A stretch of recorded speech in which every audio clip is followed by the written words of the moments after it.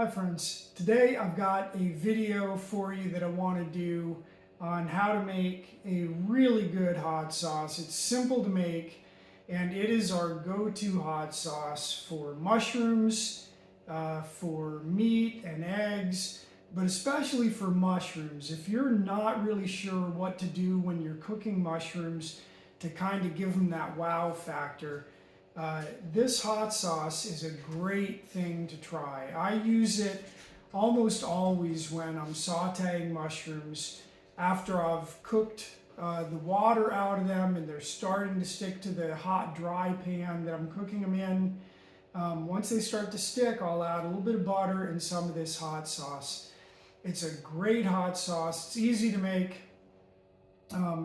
It'll make about a quart at a time, and we end up separating that quart into 5-ounce amounts that we put into Ziploc bags and freeze. And whenever we're running out of our hot sauce bottle in the fridge, we will take another bag out of the freezer, thaw it out, and be ready to go again. So anyway, I'm going to show you how to do this simple recipe